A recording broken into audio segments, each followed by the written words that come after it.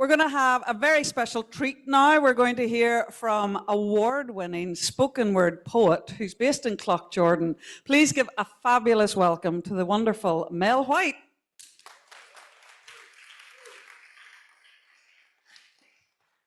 Thank you. So I was going to do 2 poems, but I've pulled that back to 1 because I know we're running tight on time, so make sure the other speakers will get their time on stage.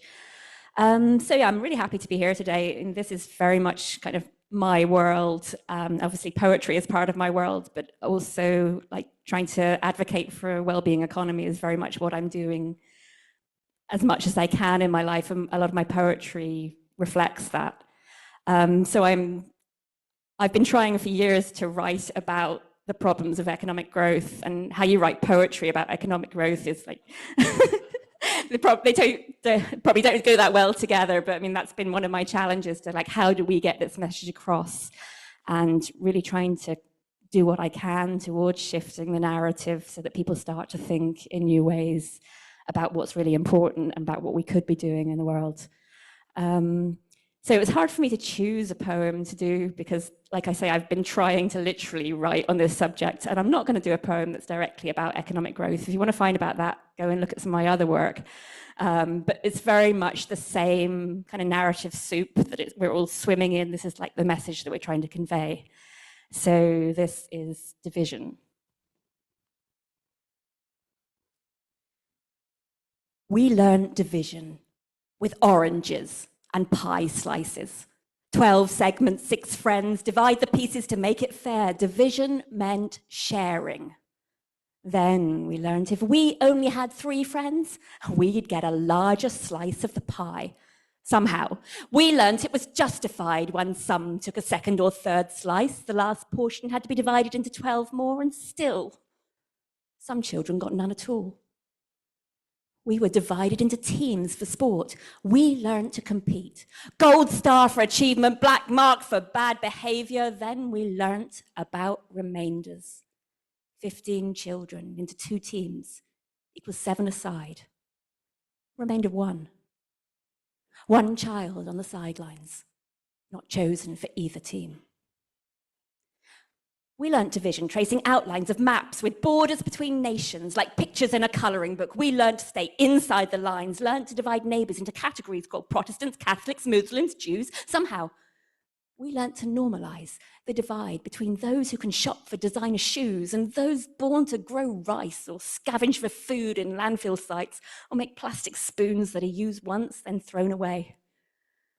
We learnt division with superheroes and cartoon villains, good versus evil, us and them. Maintaining a constant supply of baddies provides reassurance.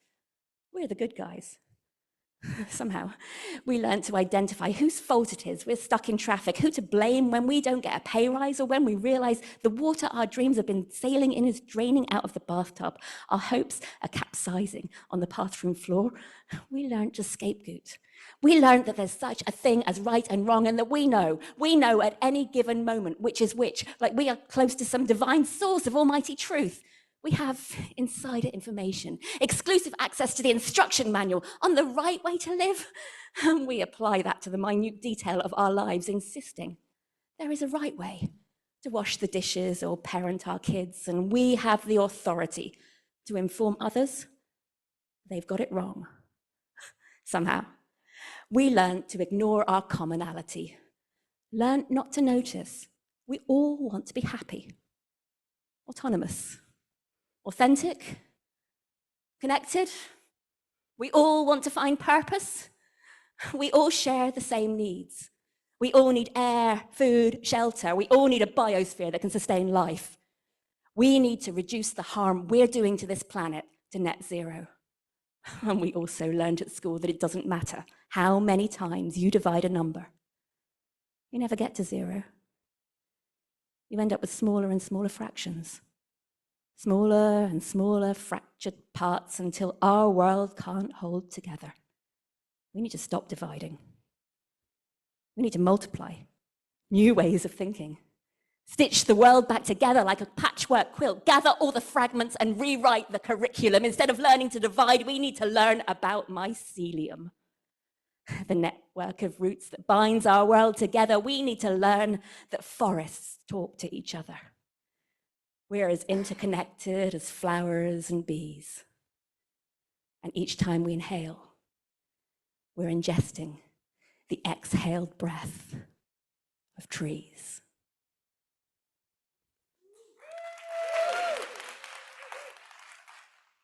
Thank you.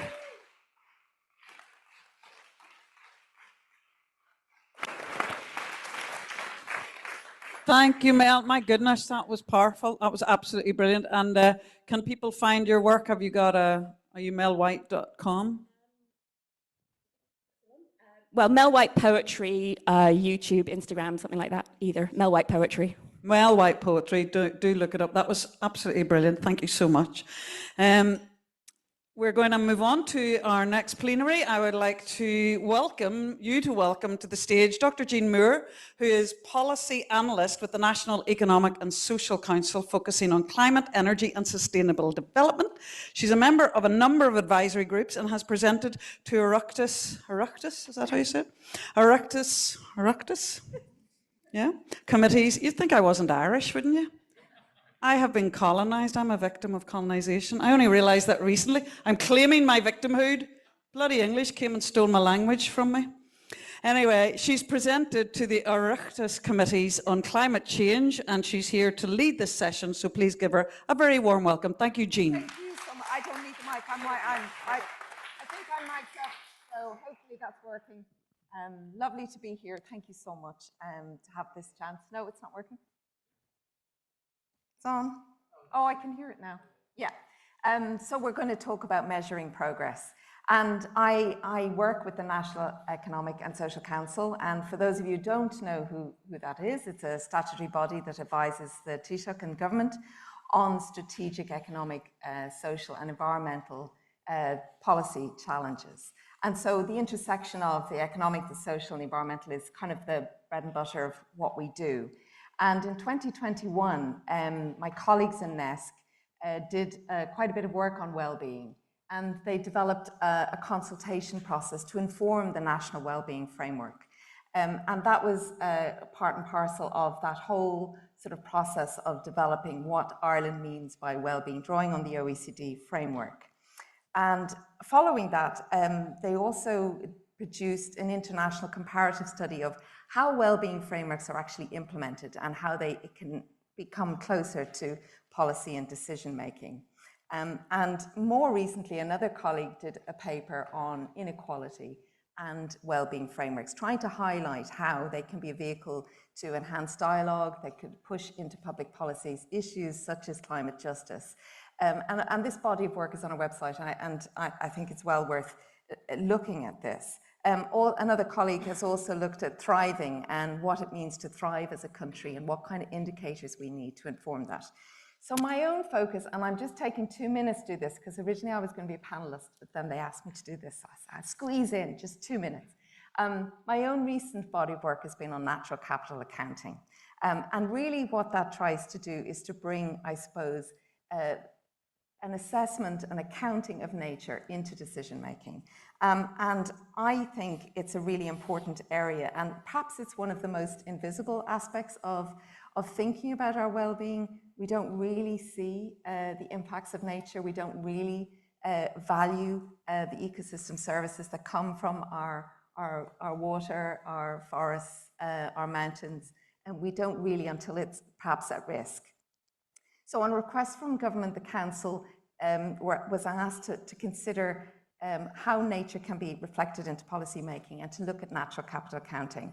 And really this is an umbrella term, and it's used by the UN to provide a structured, standardized approach to ecosystems extent, so the extent, the condition, changes to ecosystems in Ireland and around the world, and to try and understand the flows and benefits that come to us. So it's very much an intrinsic value of nature. that is not really being reflected here. It's more the instrumental. So it's really, what does nature do for us in this accounting framework? And that's not to disregard the intrinsic, really important fundamental values of nature. But this is not what this is about. So it's not a silver bullet. It's only one part of the story. And the Citizen Assembly here talked about nature, biodiversity as the Young People and Children's Assembly. So there's a really important conversation about nature, but this is more of a framework that can really help integrate with decision making.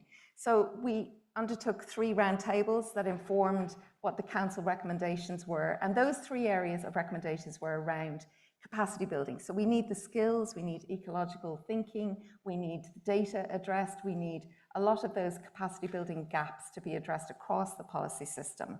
We also need to really push on payment for ecosystem services. So how can we reward farmers for caring for nature in a way that's structured and that can be linked to natural capital accounting? And lastly, how do we really look for policy integration? So what are the ways we can embed implications and impacts of nature into decision making? And I think one of the key, lastly, linked to this discussion now, was the recommendation around to ensure the indicators of biodiversity and natural capital are included in future developments of the National Wellbeing Framework as data becomes available. So I think that nicely sets up to our conversation today. So I'm going to now introduce our panel. I'm delighted if they would join me now on stage. So we are going to be discussing measuring progress, what is the potential and what are the limits of national wellbeing frameworks primarily. So we have Nigel Clarke from the Department of the Taoiseach. He is Principal Officer in the Economics Division at the Department of the Taoiseach with responsibility for the Wellbeing Initiative. So we'll invite Nigel up to the stage, please. We also have Caroline Whyte. Caroline, as you all know from today and yesterday, is an ecological economist at Foundation for the Economics of Sustainability, behind one of the organisations behind this conference, and the Wellbeing Economy Hub for Ireland, and one of our council members. So delighted to have Caroline. We have Dr. Frances Ruane from the National Competitiveness and Productivity Council, where Frances is chair, and she's a research affiliate of the ESRI and ex-director, and an honorary fellow of TCD, and has a long-standing interest in economic development and public policy. So if we'd like to welcome Frances. And lastly, we have Michael McCarthy Flynn from Oxfam Ireland. Michael is Head of Policy and Advocacy at Oxfam Ireland, leading a team on issues including sustainable and feminist economics, climate justice, and many different areas. He's part of Oxfam's global network on the human economy. So we'd like to welcome him up. Thank you. Great, so let's get started. So really, I suppose the first question that we wanted to ask was really, what is the potential and what are the impacts of wellbeing frameworks? And Nigel is going to talk first, and we'll just get you. Okay, perfect. Thank you very much. You've got about 4 to 5 minutes. So no problem. 4 minutes if possible. Absolutely, I'll be very quick. No, thank you, Jeanne, and thank you for the opportunity to join with you today, and thank you also for including this current existing framework into the discussion. Look, it's been touched on, I think, probably quite broadly across the 2 days, and I'm conscious I'm coming on after Minister Donoghue, who also had it touched upon as well. But look, for those of you who aren't fully aware, look, we have a wellbeing framework. It was a programme for government commitment. Really, it was about broadening out our understanding of how we measure progress, how we measure how we're doing as a country in a much more holistic way. The purpose, according to the programme for government, is it's to inform budgetary priorities, better policy making, and again, as I say, how we measure progress. We lead into the Department of Taoiseach, working very closely with Minister Donoghue's department, who look after public expenditure, and our colleagues in the Department of Finance as well. As you touched upon, Jeanne, it was very much a consultative process that led us to this. It was heavily based upon the work that NESC carried out in 2021. And there's kind of 2 formative reports that were published by government in July 21 and June 2022, which set out essentially what the government's vision and ambitions were with regard to wellbeing. They're good reports, the second one especially because it evolved over the course of the year. And I think they give a very good sense of how broad the government's interpretation of wellbeing is, and you know, a sense of what the shared commitments are, the shared ambitions are. The second part of the wellbeing framework, which is the one I think gets a huge amount of attention, and I think perhaps misses slightly the depth and breadth of the overall vision and ambition, is the wellbeing indicator set. So most of you are probably aware the government then identified 35 indicators across 11 themes that we took as a kind of a representation of how we would measure progress in Ireland. They're a really interesting set of indicators. There's loads of flaws in them. We absolutely acknowledge that. There's plenty of areas we would like to measure that we can't. Part of the development of these indicator set has been a very interesting discussion and debate within the statistical community in Ireland as to what we measure, how often we measure. Many of the best indicators in the wellbeing framework are not measured regularly. Many of those in the social space. On the other hand, we're coming down with economic indicators, you know, weekly unemployment, quarterly accounts, etc. But when it comes to measuring maybe some of the more subjective measurements or some of the societal or cultural ones, which we identified as quite a big gap, the data is harder to come by. But I actually think one of the best bits of achievement out of the wellbeing framework so far is I think we have prompted quite a good conversation, and we're now rapidly backfilling out some of these data gaps, which I think is going to serve us all well into the future. Very briefly then, just in terms of what we use the framework for, we report on it at various different points in the budgetary process. The framework, including in the budget itself, and then the summary economic statement, which will come very shortly. It informs the NED as well, that the Minister mentioned, the National Economic Dialogue. We also use it to, there's a really interesting piece of work that is very dense and technical, but I do think will stand to us hugely in the years to come, where our colleagues in Minister Donoghue's department have essentially tagged and subdivided up the quantity of government expenditure, which, you know, is close to 100 billion at the moment, into what it is doing for wellbeing. And I think watching that and how it develops will be a really interesting idea about, essentially, we're holding a mirror to ourselves, what we prioritize, how we prioritize, and how that evolves over time. And I think that's going to be something that's very interesting. And then more broadly, look, we work from the Department of the Taoiseach to try and integrate well-being, the vision and ambitions into policy making, into a better governmental analysis, a better understanding of what we're trying to do for impact and purpose. Yeah, I think that actually covers what I wanted to say at this stage. Thank you very much. That was an excellent start. I actually don't need that. You might pass that to Caroline, who's also, I think, going to sort of, I suppose, continue on that theme of reflecting on the wellbeing framework. Yes, thanks, Jeanne, and thanks, Nigel. Yeah, I'm not. Hopefully, I won't even take 4 minutes because I've spoken a lot at this conference, and I want other people to have a chance. But I just wanted to follow on from a couple of your points, and you know, I'd say personally, I welcome the fact that we have this framework. I think it's great.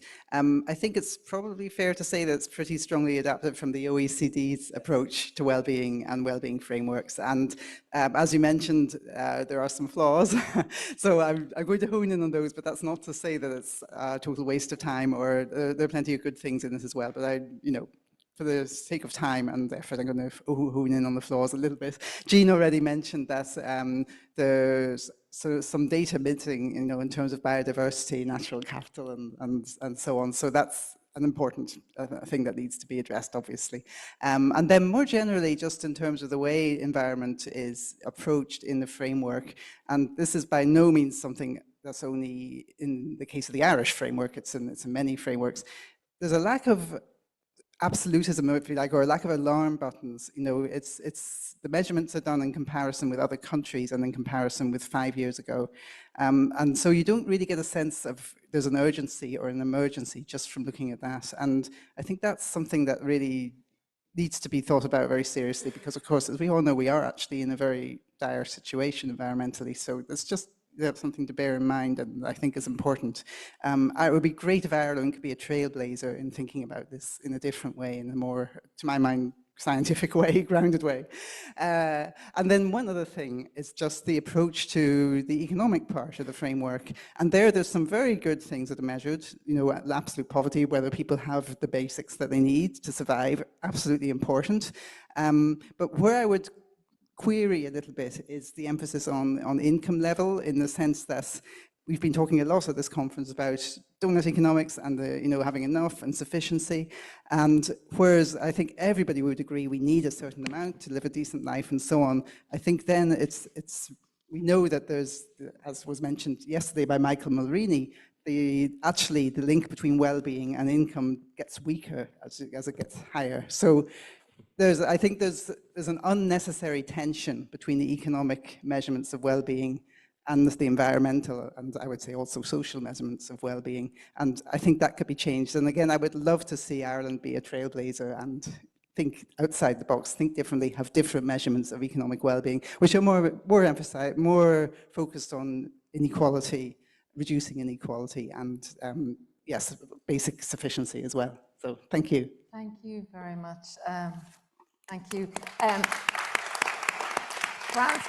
Francis, I know you have a lot of breadth of experience on this, but I think particularly the competitiveness issue and how do we bring that into the conversation, this is something you might want. Sure, so I think there's a slide that will appear somewhere.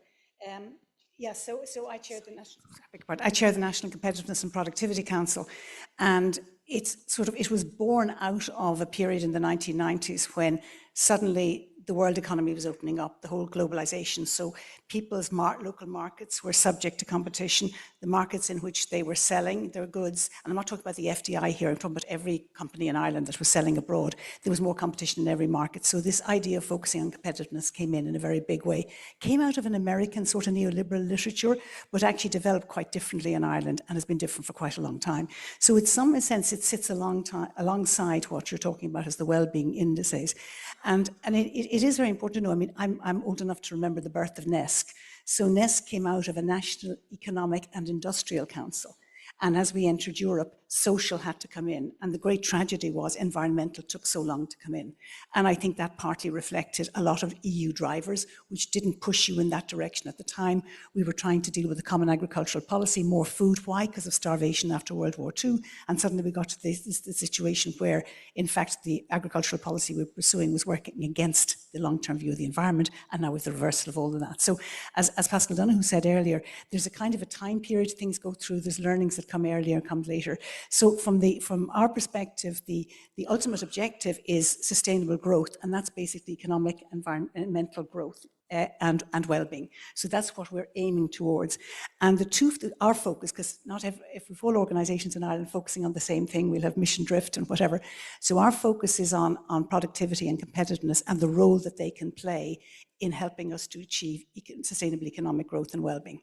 So we look then at the drivers of those areas. So the macroeconomic one, which is in the middle on the left-hand side, is the sort of one that most people associate with competitiveness. It's actually not the big driver at all. At different stages it is when the economy is in very bad situation, but by and large it's not the biggest driver. A really important driver is the business environment, and that's very often about, where businesses are located, how people can get to work, whether they can get the staff that they need for that, whether the tax system works, whether the legal system, legal and insurance is a massive drain on businesses in Ireland in terms of their ability to compete. And then we have the international environment, which is an entirely new piece now because of what Europe is doing. And that was referred to earlier, but there's a sense in which it's going for a different type of growth, which is much more interventionist and very different to what Ireland has thrived on. So there is a big challenge. That's not just about things like a 15% corporate tax rate. It's really around the fact that Ireland has, and the smaller countries in Europe, have been huge beneficiaries from the creation of the single market. We suddenly got a big play area to play in. We could get to the scale of businesses, which meant we could thrive and do really well. And suddenly that's under threat at the moment. And that comes in under the international environment side. And for the right reasons, we know why France and Germany are doing they are. We know why the Commission is leading this. And it's coming from the political environment, the geopolitical environment in particular. The positive ones are that the green agenda has really moved to the centre in Europe in a way that moved, it was so late coming, but it finally, when it did move, it's moved much more quickly than I would have expected it to. Then on the productivity side, you're talking about infrastructure. And to me, a big issue is the built infrastructure. The environmental one is the direct one, but the built one can be very much at the expense of the environmental one. We haven't had that level of concentration in terms of what we've been doing. We've allowed housing to be new build everywhere as opposed to restoring. We then have the education and skills. So a huge amount of focus of our work is on whether people are getting the skills that they need to be able to have a decent living standard. And, you know, with very high employment now, I lived most of my life when employment in this country was 1 million people. It's now 2.5 million. It's a very, very different situation. That's what the Minister, I think, was referring back to when he was talking earlier. But it's crucial that people have those skills to have a decent quality of life and be producing products that are wanted. And then finally, with technology and innovation, which kind of speaks for itself. So what we're doing all the time is looking at how those affect our ability to compete on the domestic market, on the international market, how it affects productivity, and that's not productivity at the expense of the environment. So anybody who's looked at our reports will realise we've been giving out yards for over the last 6 years since I joined the council about the government having great targets but meeting none of them and not doing anything. And we call this out every time, but it has been very difficult to get the engagement with meeting targets. So it sounds good, you know, sometimes we don't have the policies, then we get the policies, but then we don't implement them. So I see us as sitting alongside what NESC is doing, and it's not that we're not aware, because all the people on the council, we have social partners, the mixture of people on the council are all fully aware of what NESC is doing, but what we're doing is concentrating on one bit alongside that, but being very mindful of what it is that gets to basically making a contribution through competitiveness and productivity onto sustainable growth and well-being. And just a final thing to say is on metrics, I think we can be overly obsessed with metrics. I like the point that was made. I mean, do we go for them very regularly, or do we make them better and longer? I think the most important thing is to be intellectually honest about metrics. If you're using metrics to make your point, then frankly, you're wasting everybody's time. If you're using metrics to say, what does looking at other countries or 5 years ago or whatever else we're looking at, what is that telling us? How does that, it's like going to the doctor. If he takes your temperature and doesn't find out what's wrong with you, it doesn't do you much good, you just know you have a temperature. So I think that's where I see metrics. So I think obsession with metrics, and we come back to that, I think is something to be avoided. Thanks. Thanks.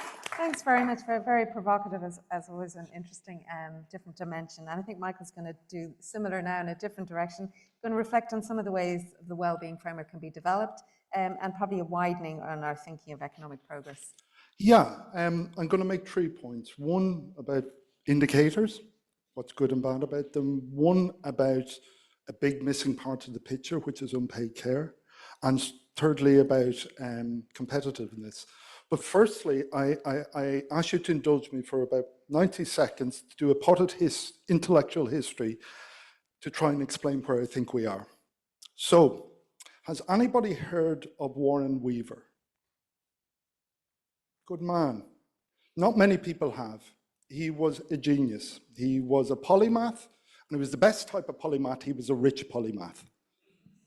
So he helped finance the rolling out of penicillin in the UK. He was a mathematician. He wrote the first book on information theory. And he also helped kickstart molecular biology. So he's a really important person that we don't know about. But he also produced a really important paper in 1948 called Science and Complexity, and was looking at how science looks at different problems. And he came up with three ways it does it. Up to the 19th century, we looked at what's called organized simplicity. So that was looking at 2 or 3 variables and the relationships between them. And that led to telephone, radio, automobiles, airplanes, diesel engines, cinema, photography, all those massive changes at the turn of the century. Then as we went into the 20th century, we started looking at disorganized complexity. And that was about the motion of atoms, thermodynamics, gas, death rates and populations, growth of the universe through the application of statistical methods. And it was looking at averages and what we could tell from all this information to predict the future. However, we now know we live in a world of organized complexity, which has emergent properties. And the tools that we're using to try and look at the world is still looking at it as disorganized complexity. So the type of things I'm talking about are where there's a sizable number of factors, where there's feedback loops, where one thing intersects with another thing, essentially what our bodies are, essentially what the universe is. And we're only starting to grasp that. And that's how our economies work, and that's how our societies work. And when he went through all this, he came up with a very important concept about how we can address this. if you could put up the slide there, he said, we need a mixed team approach. We need people with different expertises about what we can do to understand this organized complexity. So, fast forward to the war in Afghanistan. America is making a mess of it. So they brought in some system thinkers to go, how the hell are we going to deal with this? So they came up with this model of the political situation of Afghanistan. It was organized complexity. You can see feedback loops, you can see the complexity of everything that's going on. And it was a really important and really good exercise about what's going on. But it's only an appropriation of it, but it was a wonderful tool to do it. So when the American military saw this, they looked at the paper, they rolled it up and threw it in the bin. Because the American military, the media, the political system is a box. They couldn't fit that into the box. I'm not saying that's why they failed in the war, but I think that thinking, that mid-20th century thinking, is where we are, but the world isn't like that. So the 3 points I'd like to make is well-being frameworks are a really good start. They're more sophisticated, they look at a broader range of things than our usual macroeconomic approaches, but they need to be done in an inclusive and participatory way. So the people who run the economy, the workers, the people who take care of people, are really involved in developing them. And I think that's a big flaw, and we need to do better at that. Oxfam has loads of examples where we've actually been involved in it.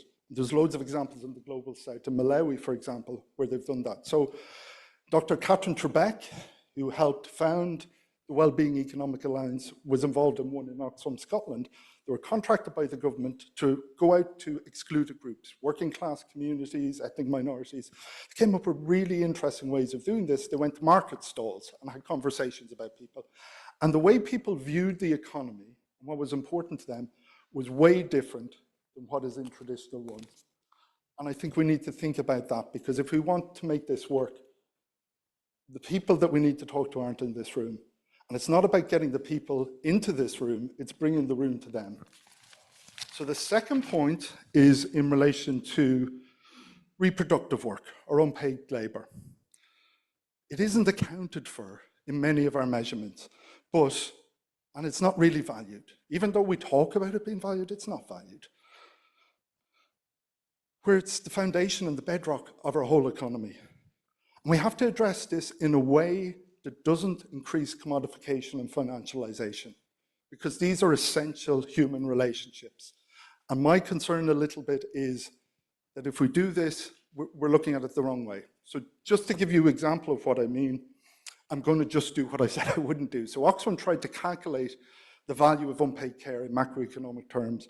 We found out that Irish women spend 38 million hours a week on unpaid care work, contributing at least 24 billion to the economy every year, based on a minimum wage, not on a good wage, on a minimum wage. That's equivalent to 12.3% of the economy. Globally, women do more than 3/4 of all the unpaid care work, and women and girls are putting in 12.5 billion hours of unpaid care every work. That's roughly 10.8 trillion. That's 3 times the size of the global tech industry, but it's invisible. So I looked up, it's one of the indicators in the SDGs. And my colleagues in Oxfam, Kenya, have come up with a really innovative time use survey to be able to look at this. And then I looked, well, I'd be interested to see what Ireland is doing. And they're hiding it really well, because I couldn't see anything about time use surveys in the SDG indicators that Ireland has committed to nearly 10 years later. So that's a really big shame. That's a very concrete thing we can do to get data on this important missing piece. The last point I'll make is about competitiveness. So very quickly, I think we need to rethink our competitive strategy, or the 21st century will rethink it for us. I think we need to go back to my original point about a mixed team approach. We need to have ecologists, we need to have sociologists, we need to have political scientists, we need to have members of civil society in the room. And we also have to have people from the global south and their visions, because the decisions we make here in Ireland and the EU really affects them. So I had a quick look at the National Competitiveness Council, and there's really good people there. There's really good thinkers and people that I respect. But maybe it's an idea in some of these processes to open them up a little bit so we have a mixed team approach and we can try and tackle organised complexity together. Thank you.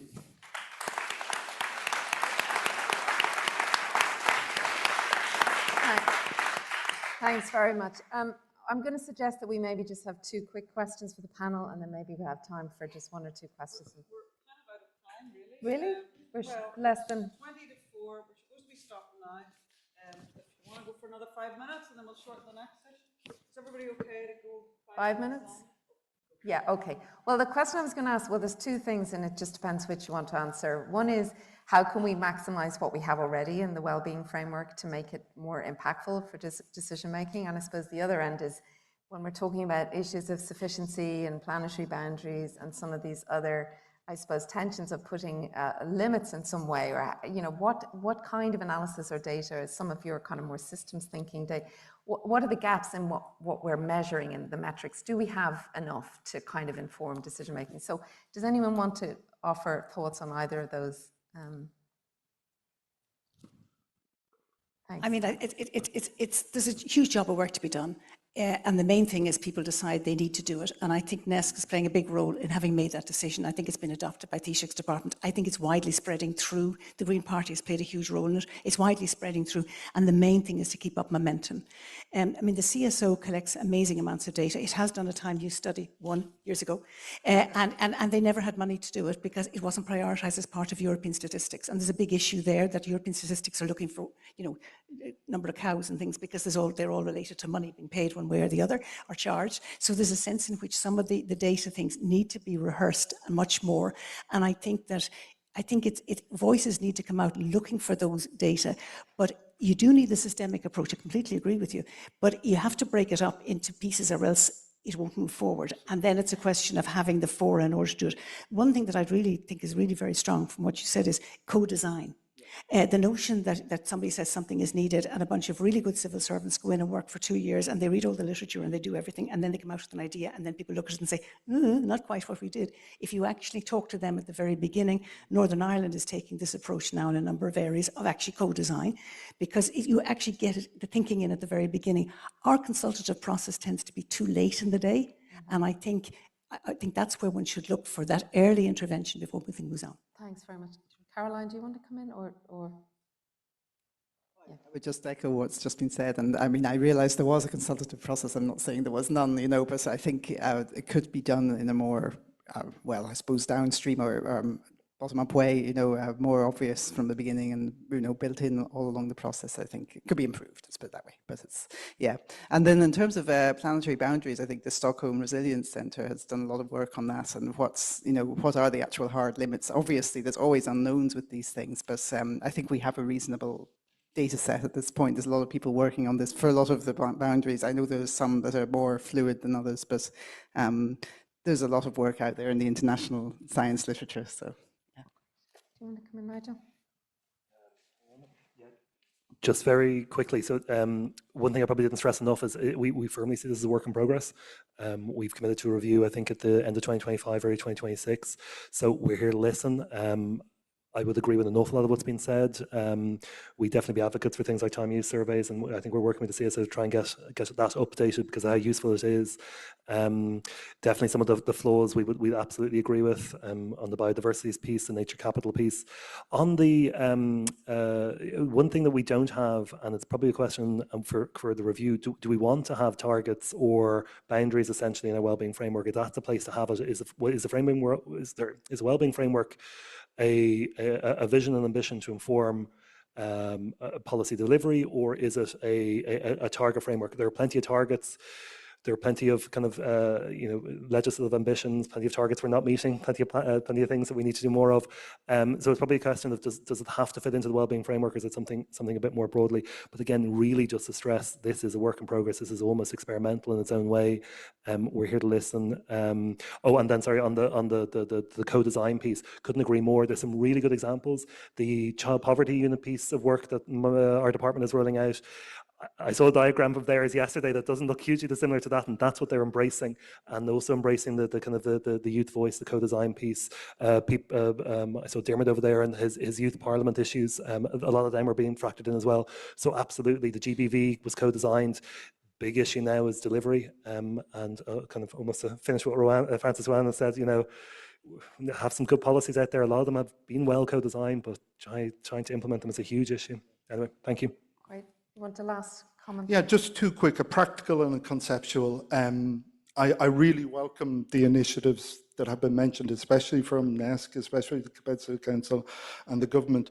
It's resources. You guys can't do this job with the resources you've been given, either statistically or human. And I think that's a big thing the government can provide. On a conceptual level, I'd like to finish by maybe responding to some of the framework that the Minister put in.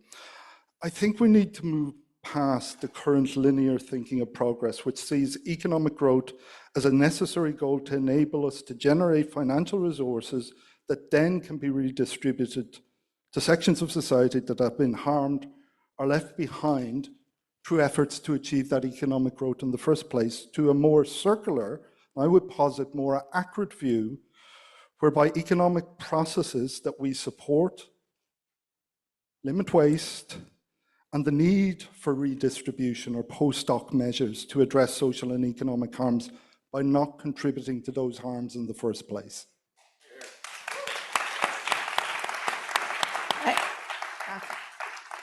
Don't want to start a row at this hour on a beautiful day, but I think we have to be very careful about what we say about harms we're causing. I think we should look at everything very, very carefully.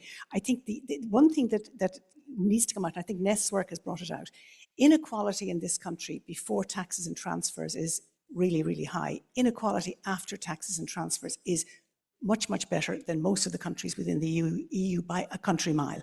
So I would just say to you, we do some of those things well. The question is, what we want to do is have a system that has less inequality at the first step. And that needs to be factored in to the policies that we have around there. Just redistributing through taxes and transfers is actually not enough. But we do that, so let's not beat ourselves up about everything. Okay. All right, thank you very much. We've run out of time, I'm afraid, but thank you so much to our panelists. It was really interesting. I'd love to hear more another time, and thank you all for being here. Thanks.